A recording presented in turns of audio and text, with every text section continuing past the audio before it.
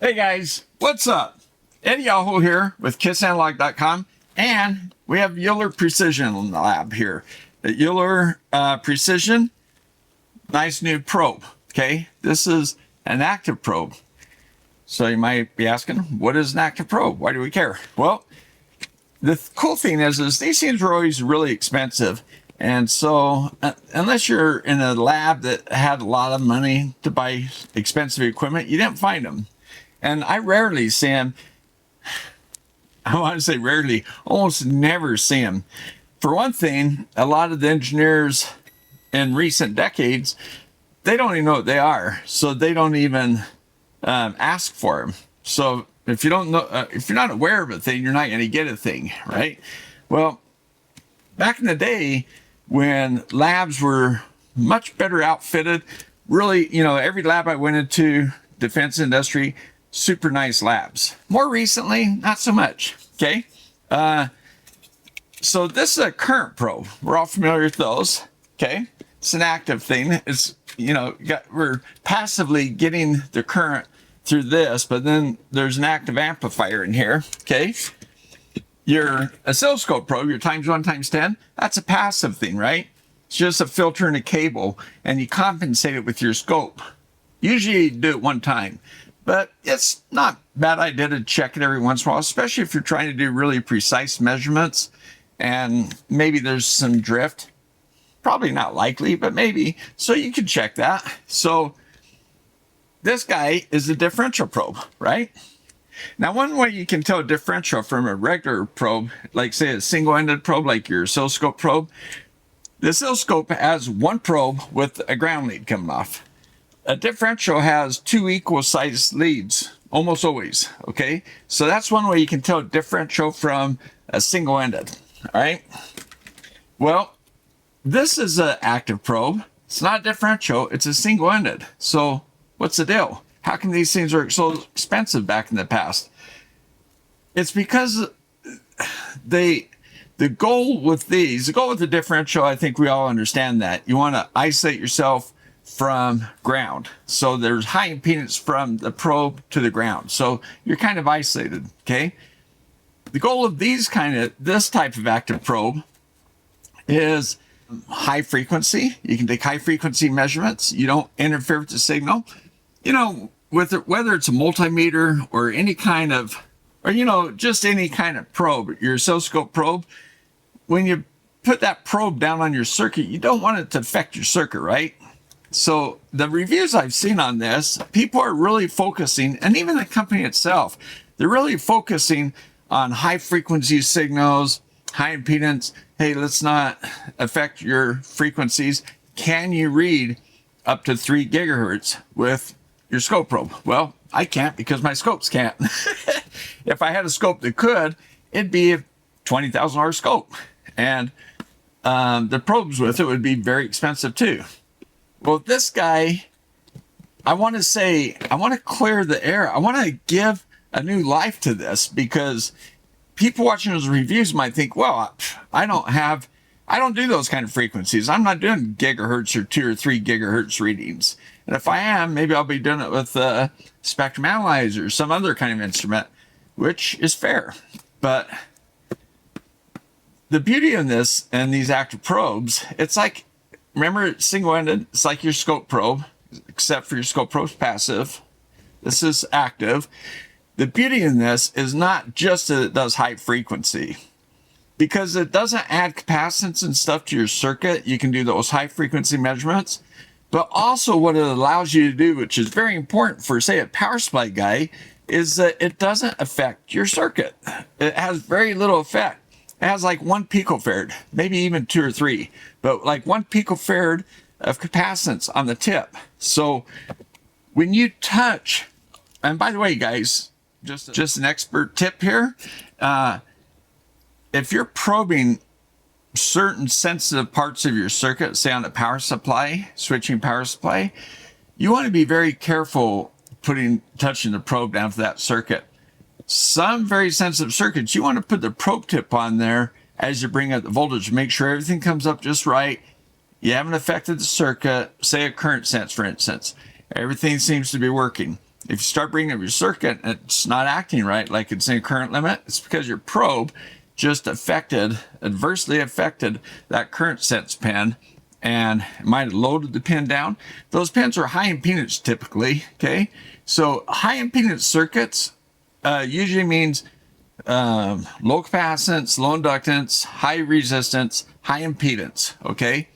And if they do have inductance capacitance, they're very little, so they're way out in the high frequency range. That's why a probe that doesn't affect your circuit is, by nature, a high frequency probe, okay? But at lower frequencies, at switching power supply frequencies, those sensitive signals for current sense that we're trying to pick up and we're not trying to affect, you want one of these sometimes. Often you'll see a RC filter off the current sense pin. So you can probe, almost always probe on the other side of the R between, so there's a resistor between your probe tip and the chip. But what if you're trying to troubleshoot something and you really need to know what that signal looks like going into the chip? If you touch that pin, likely it's going to be affected, and you might see very adverse situations, which I've seen a number of times. Or maybe it's just affecting a little bit, or you're scratching your head wondering, how much am I affecting my circuit? Like what am I looking at? Is this really real? Because God, I almost think there's going to be a little spike there, but it's gone. And it's not, I'm not seeing it because the capacitance of your probe killed it, probably filtered it.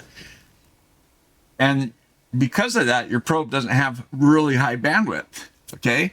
So when you match an oscilloscope probe with your scope there's a formula actually that you can see what the overall bandwidth of your test is going to be with the probe connected to your scope.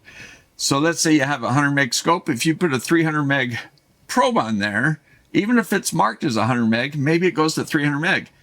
They did that because they don't want, in that equation, they don't want you to limit your bandwidth of your expensive scope.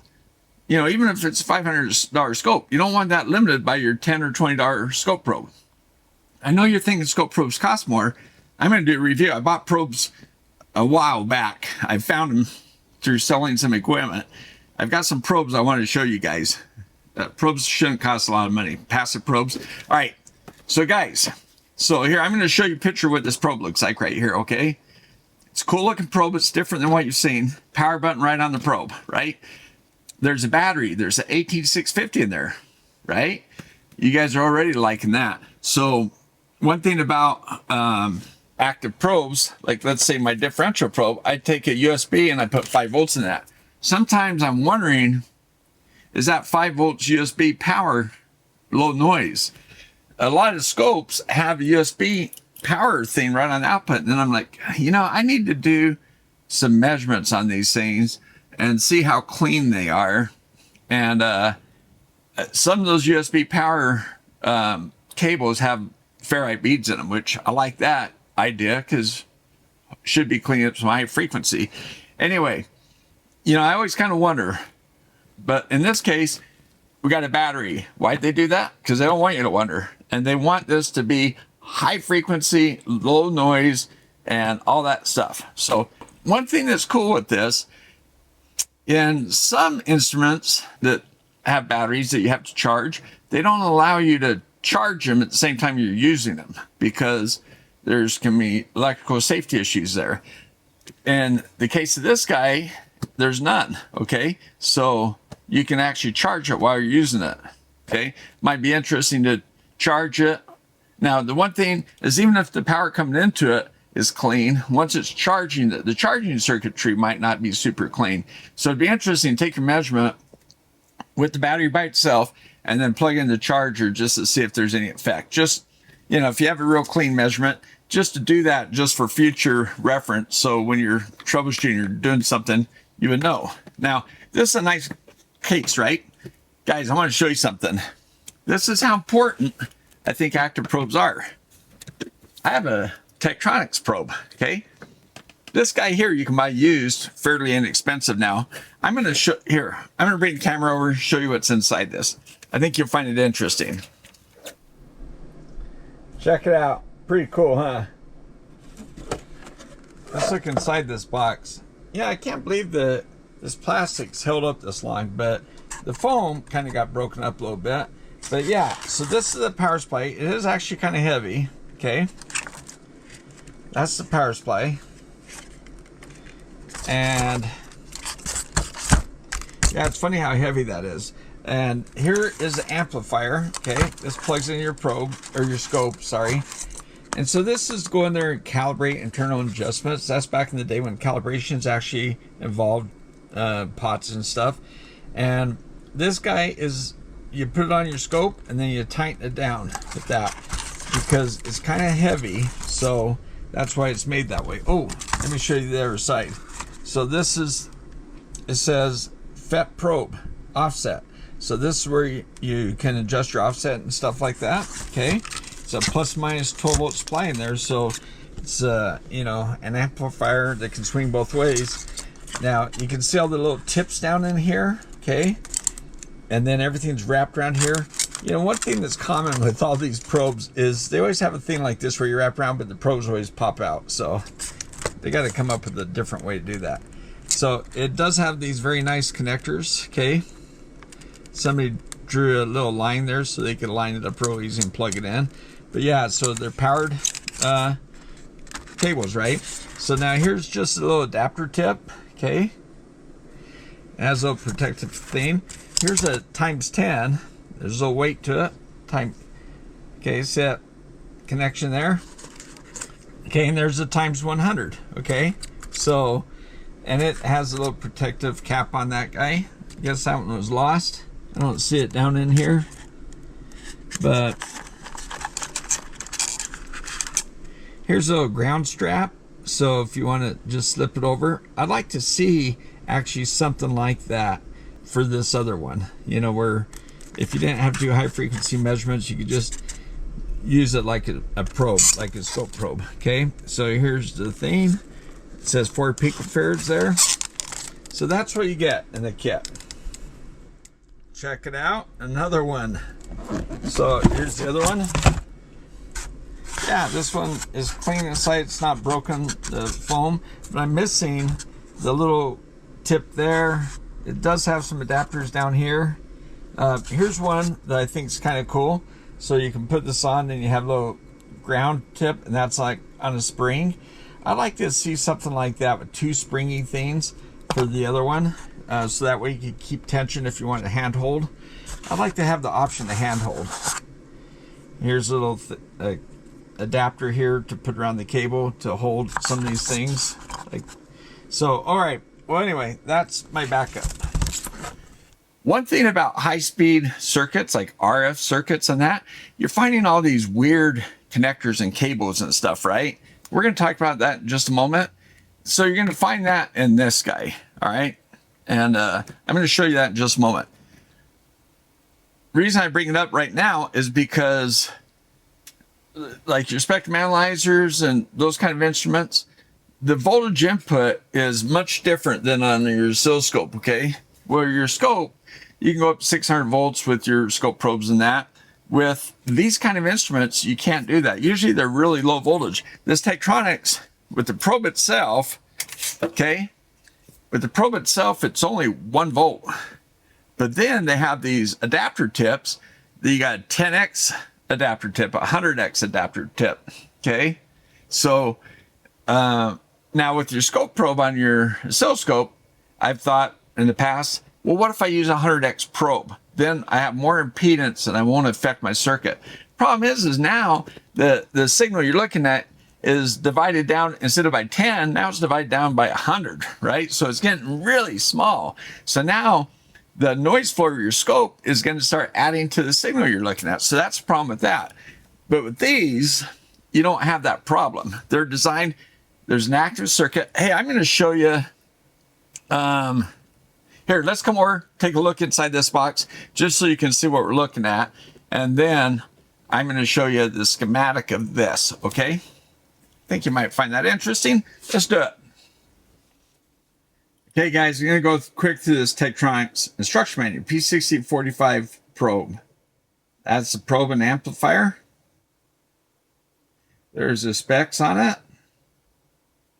Some graphs.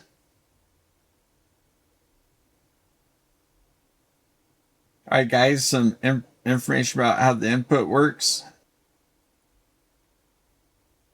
But this is the part I think you'll find interesting, circuit description. So tip on the left comes in, goes through some resistance, goes through some amplifier, and you get probe output to your scope. You got thermal compensation, and you got a current shunt. And you have this offset adjustment up there on top. Now, Tektronix, they talk about maintenance. You know, they were always about, they supported that right to, repair, right? So here's the board, very dense through-hole parts, of course. There's the circuitry on the probe itself. They talk about calibration, all the equipment you need. That was back in the days when you actually twisted knobs and pots and stuff and calibrate. These days, it's just a measurement, make sure it's still within spec. So I'm just kind of going through this fast, just because there's a lot in here. You can always download one of these manuals to look at. They're pretty interesting. Here's all the parts, and you can order from Tektronix part numbers, but they share everything. And here's the schematic, the part we're all waiting for. Hey guys, let me show you the schematic of this probe, okay? I think you'll find that interesting. Let's look at the schematic, okay? All right, guys, so let's go over to the input circuit again. Probe tip top left comes in right into a JFET gate, okay? So right there at the top, you see 9.9 meg to ground, and it's got a filter in parallel, the 2K and the capacitor. And you got RC coming in, this C1R1, 120K. But you have this amplifier circuit, and that's in the probe tip. So that stuff, that block we're looking at right here is in the probe tip, okay? Then you go through the cable right there, okay? There's cable. And then you come into the amplifier. So the amplifier has this plus minus 12 volts, 12.5 volts it says, okay? So there's amplifier circuit, there's the input. Down here in the bottom, we see the power cable. So that's where the power comes in plus minus 12, and it goes to this amplifier circuit right out to this output, okay? And that goes to your scope. So it's neat that Tektronix provides all this information, right, repair type stuff, right? So this is back in the day, man. This is back in the 60s. And that's just kind of an idea of what the input looks like, JFET probe. So, all right. So hopefully that's interesting to you. Give a like to the video if you like that. All right. So that's pretty cool, right? The input goes right into a transistor, a JFET. JFETs have really high input impedance on their gates, very low capacitance. I think this one is rated for 3 or 4 picofarads. This guy is less. That's, again, going to help that high frequency thing. All right, guys, so back in the day, this Tektronix probe was considered high frequency. So nowadays, this 3 gig is kicking this guy's butt, right? But for lower voltage situation, lower frequency things like power supplies, you can go on eBay and buy one of these guys. And yeah, they're very inexpensive. And that's because there's not a lot of demand for them, because not very many. Ask around. Find if you know someone who's tested this. They've tested with one or used one. Leave me a comment down below saying, yeah, I've used one in the past. I'd like to see how many people have actually used one. So these probe tips, by the way, have some weight to them, because there's a lot of copper for one thing. It's all shielded, and there's some circuit, some resistor in here, whatever, to give that 10x thing, that divider. But yeah, very nice. This kit, by the way, I don't know the age of this one. I bought it when I was back east, when I was working, teaching school in a community college, industrial electronics. I actually started the program. Anyway, I used to go, we call them flea markets, go to the electronic flea markets, almost like, I went to a lot of them, not every weekend, but probably once a month I was going to one at least. So and I'd find things like this, and they're just good buys. I was so excited when I found my first one of the, oh, my first one. Guys, I gotta show you something. I like these things so much. I'm not just talking nice about the Euler precision and trying to sell one for them. By the way, I'm not getting anything out of that, right? Except for I got a free probe. And this is an engineering sample. The new ones will be better. But look, I've got another one. Now this one was missing the power supply. I think I bought this one first. You know, I don't remember, but I can get the power supplies too. It's a plus or minus 12 volt, I think. So I thought I could always design one as well. So I wasn't really concerned with it. And then I saw this one at another fair, and so I bought that one. So it's a P6045 FET Probe package, it says. I think this one came later, and I think this was the earlier version. So 1960s, by the way. I want to say these things were designed, developed, I think in 1960, okay? I was looking at the little label, and it's the same. There's a little part number for the label on the bottom. It's the same label. Has the old Tektronix, like the tube, because they're famous for making those tubes for their scopes and the CRTs, cathode ray tubes. So there's a picture of that with the Tektronix across it. Back in the cool days when this stuff was made in Portland, Oregon. Let's talk about the connectors, okay? Because we know the BNC connector that connects your scope, right? So this guy has a MMCX connector, which is, you know, a very small connector, right? Now, we also, some of us have more familiarity with SMA connectors, because they're probably the next most common. As far as when you start getting high frequency stuff, SMA connectors are fairly common. And it's hard to keep track of all these things, right? SMAs and all this. And there's the female and the male version. And then there's the RP, the reverse polarization. So you'll get a female, but it'll have the male tip, or the male with the female tip. So, or female plug. So yeah, those are the RPs. Okay. So I'm going to show a picture of the SMA right here, the side view and the barrel, so you can see inside. So the SMAs are nice connectors, and they're ones that my fingers can, usually twist them together, right? The MMCX connector, that's, okay, first of all, the SMA, sub-miniature type A connector, okay? Then they have the MMCX. So that's a micro miniature. So we went from a sub miniature SMA to a micro miniature, cable connector, the CX. Okay. So, I'll show a picture of one of those here too. We can see those. You can see how small they are. They're teeny. Okay. And they're usually kind of snap-on type. So that's what this guy has. On the output of the probe, here, I'll show you the probe again. Okay. So this probe, on the output of that, you can just see the plastic case. There's a MMCX connector there. So you can plug in tips directly into that, or these cables. Okay. And there's two accessory cables. So here, let me show you the accessories. Okay. Here's a picture of the accessories.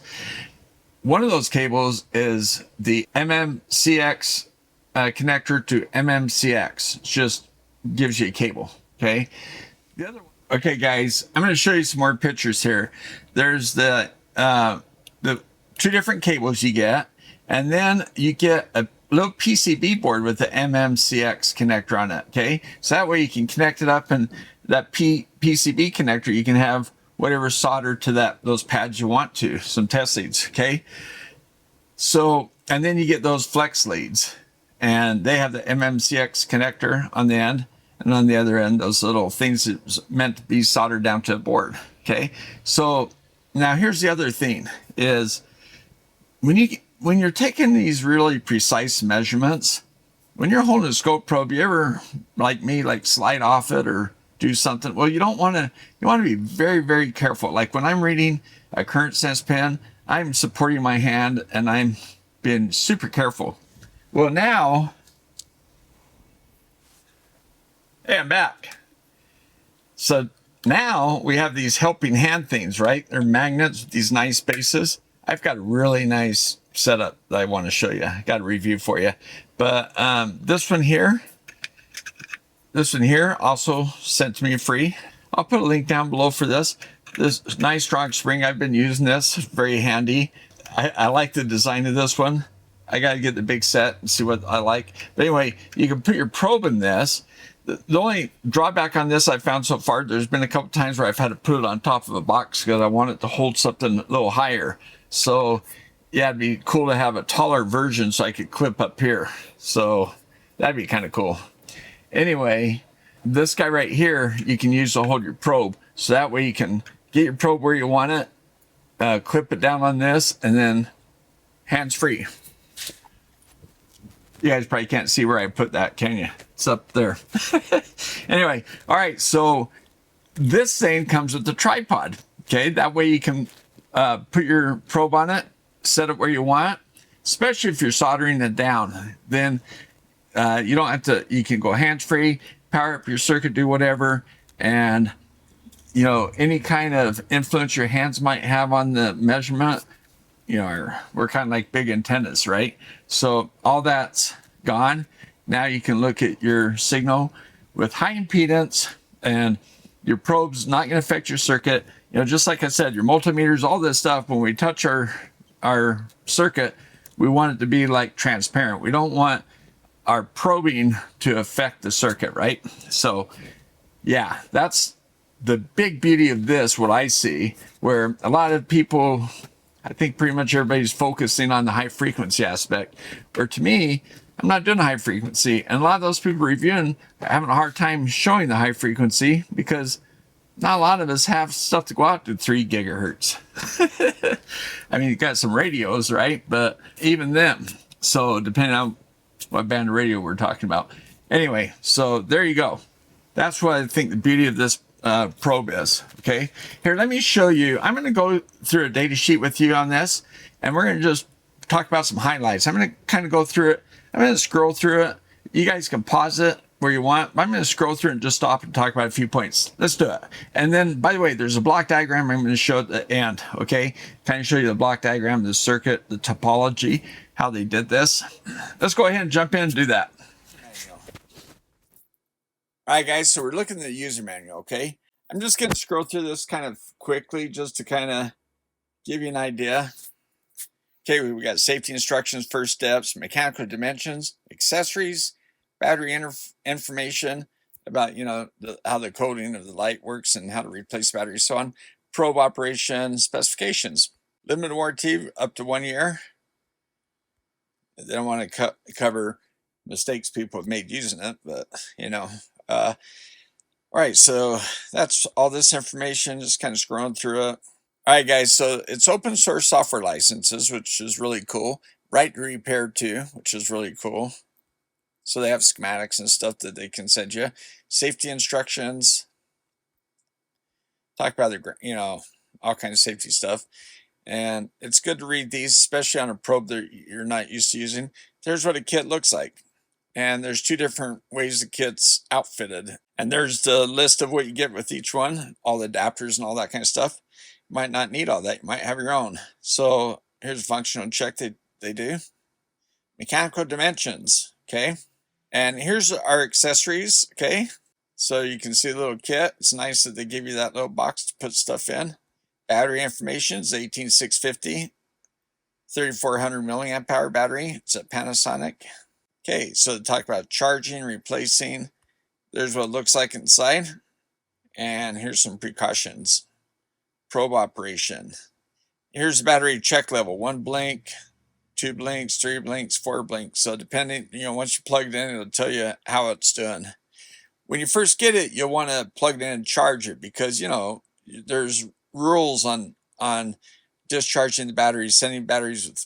So when there's low air energy, there's much less of a chance of ever being a problem in shipment. Firmware updates, they talk about that. Here's specs. Okay, here's key features. 3 gigahertz, all the way down to DC, by the way. So, you know, a lot of spectrum analyzers start at 9 kilohertz. So high frequency stuff often doesn't do well at DC. This guy goes from DC to 3 gig. That's impressive. 1 meg input impedance, 10x and attenuation, low input capacitance. I think it's down to 1 to 2 or 3 picofarads, and it has a plus or minus 25 volt dynamic range. Okay, now that dynamic range, I think they should say, is that max or peak voltage, or is that RMS? I think it's peak. Okay, guys, one thing they do point out here on note number 4 is to let it warm up for 20 minutes. When you're taking precise measurements with the scope or anything, power things up for 15-20 minutes. Usually that's long enough. Okay, here's the characteristics. Okay, yeah, there we go. Input 3 picofarads, and the 38 less than 1 picofarad. And there's typical curves. We're going to see those on a sheet they send. They take these measurements on everything they send out. All right, guys, I'm going to, it says to whom it may concern. Are you guys concerned? So I'm going to just kind of go through some of these notes things they've learned since they've sent it out to people, and they've learned on their own. They've learned from other people. So the name, it says ESAP 2500, covered by a sticker. Okay. So they were going to, spec this at 2.5 gigahertz. That kind of matches up with one of the big vendors' probes, but they actually went out to 3 gigahertz. So they changed the name to ESAP 30 instead of 2500. So the carrying case, they put engineering sample, not for sale, and they put a minimum product value on it just to ship these as engineering samples to send them out to people. There's going to be updates and changes, and so the one that you buy from them was going to have updates to it compared to the one I have today. Okay, this is an engineering sample.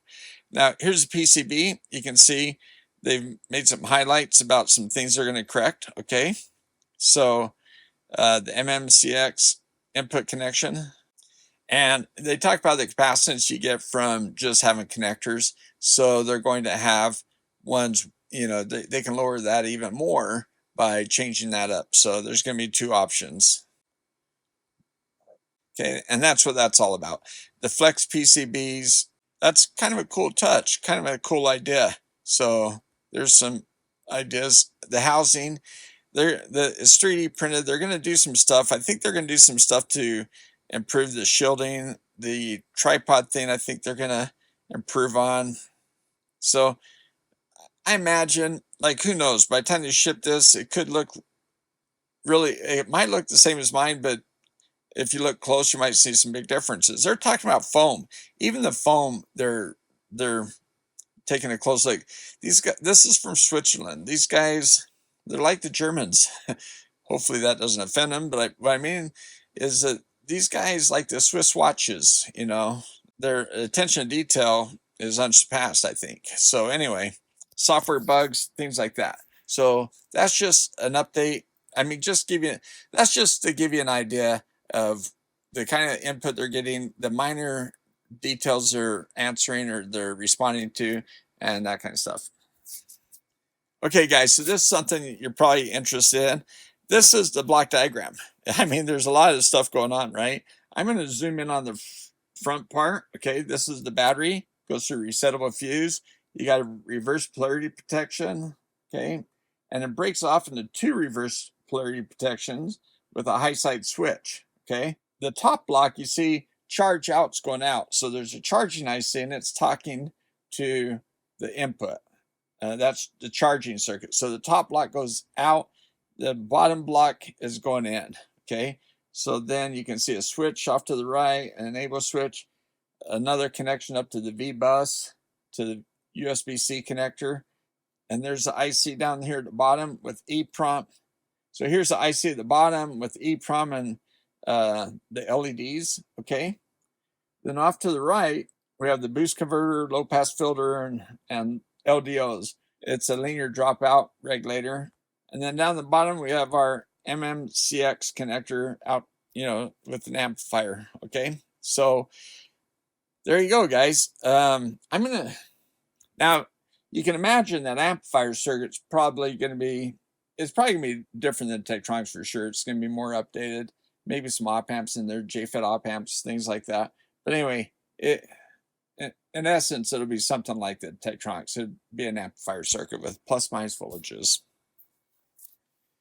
Hey guys, I'm going to show you some interesting stuff. These guys are like right up front. They're very transparent what they're doing. They're sharing all their information.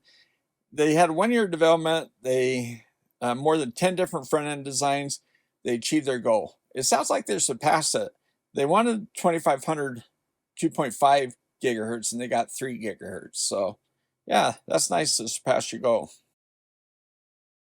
I just kind of whizzed by that stuff. You can pause and read that stuff. Here's what's in the box that they're sending out to reviewers, okay? You got your cables, connectors, and all that. Carrying case. And there's the specs down there at the bottom, okay, out to 3 gigahertz. Now, here's the comparison sheet that I think you might be interested in looking at. They're comparing it to a Tektronix. Well, a couple different Tektronix, a Signet, a Keysight, and a Pico Tetris. So you can see that as far as bandwidth, the Tektronix 2500 outperforms it, but the price is like almost 10 grand. So 10 times as much to get 0.5 gig. So that's why going from 2500 to 3 gig was meaningful, because it costs money to do this. So you can see the Signet was 2500. Maybe they're trying to match that one. Also, the other Tektronix was 2500. Also, the Keysight and the Pico. So they're all 2500. So you can see why that was their target. The attenuation is the same. The input voltage range, most of them are 20 volts. There's a couple 30 volt ones from Tektronix, plus minus. Input impedance, 1 meg. That's what you want. The two from Tektronix are 40K. I kind of question that. Like, that seems low. Input capacitance on the Tektronix, it's also very low, less than 1 picofarad. On this one, you get 1 picofarad or 3 picofarad, depending on if you put that connector. Every connector will add some capacitance because it's not soldered. It's just, you know, friction fit, right? So you got two metal things next to each other. You're going to get a little bit of capacitance. So yeah, you can see the kind of output, the kind of power supply, proprietary on the scope. So the other ones, what that's saying is when you plug it into the scope, they're going to have those proprietary connectors. So, you know, so those probes for those other scopes, Tektronix, probably, yeah, the Keysight one, they all have those fancy probe inputs. So they're proprietary. They only work with their scope. So you not only do you have to buy their expensive probe, but you have to buy their expensive scope. So yeah, this is nice to be able to have something that works on any scope, right? But if you've got the name and you've got people locked in, you want to lock them into your probes as well as your scope. And the Pico Tetris just says power supply. So it's probably not battery. It's probably just USB-C or something. I don't know how that one works, but just power supply powering it. Hey guys, one thing I want to just throw out there, the Tektronix probe, this probe, when you're dealing with these high frequency probes type things, you're talking 50 ohm input impedance, okay? Not the 1 meg input impedance that you have. So that means you'll end up getting one of these BNC to BNC adapters, 50 ohms, unless your scope has 50 ohm. Some scopes do, but usually more expensive scopes. But this 50 ohm adapter, yeah, I thought I sold my Signet scope today, but the guy didn't show up. That has a 50 ohm output. I thought that was really interesting on a low cost scope, but usually they're more expensive to get the 50 ohm option and input your scope, but not a lot of times people use them, right? It's for certain kinds of things. Some current probes require that. So certain types of instrumentation do, okay? And I think that's because they're trying to keep the 50 ohm impedance across the cable loaded correctly for when you go high impedance, like say the high impedance input, you might get more noise. I believe that's the reason they do. Let me know in the comments below what you guys think of that, right? So let's go on with the video. All right, guys, so what do you think? We got this little tripod thing. Now this tripod could change, likely change again before they finish, you know, this design, but it has two different angles it goes on. And I would like, you know what, guys, the feedback I'm going to give them as far as what I'd like to see is I'd like to see, since I'm not using the gigahertz range, I'd be fine, just like on your scope probe, how when you take, let's say, a 300 meg scope probe, and you drop it times 1 instead of times 10, it drops frequency down to what, 1 kilohertz bandwidth, but sometimes you want that times 1. So with this, what if I don't need the 3 gig? What if I only need 500 meg or 100 meg or whatever, 50 meg? What if, so I kind of ruin some of the characteristics by putting a different tip on.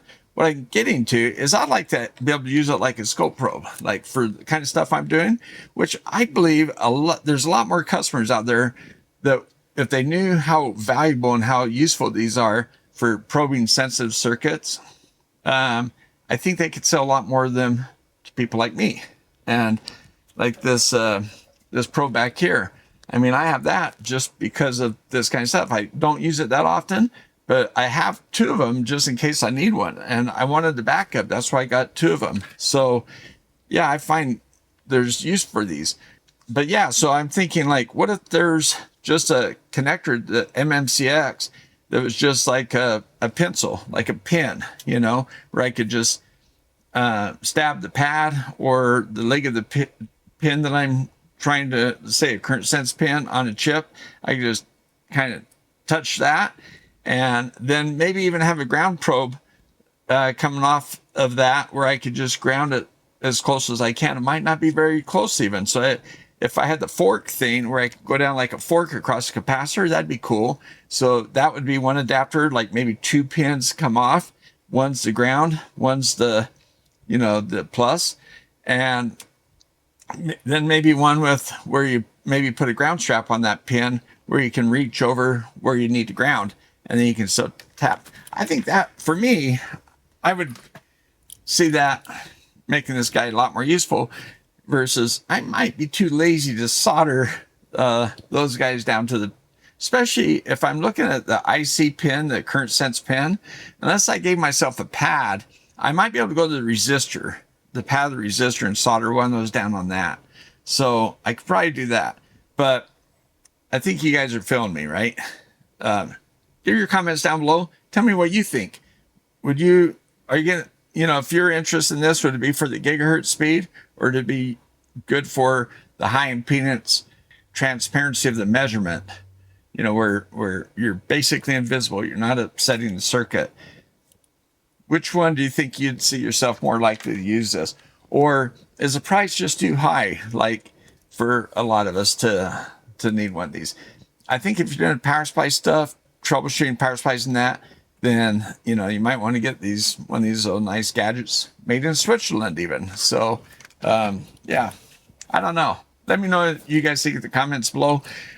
When they crowdfund this and they get it kicked off, then I'll do another review to try to get more interest and let you guys know it's been crowdfunded, or that it's up for crowdfunding.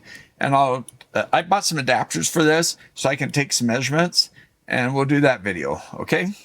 But I wanted to give a nice thorough, like what this thing is, what it looks like, look at their data sheets, look at all that stuff, so that you guys can, you know, be educated on this and understand if you're interested in wanting to buy one of these. Like I say, right now I don't think there's a lot of demand for active probes because people just aren't aware of them. So they're different than a differential probe. Now there are differential probes like this that are meant for high speed that look more like this. But yeah, these differential probes are active, right? They're powered. Some of them have batteries. They're powered by batteries like this guy. Some of them are USB powered, which I prefer those kinds because I don't want to swap out batteries.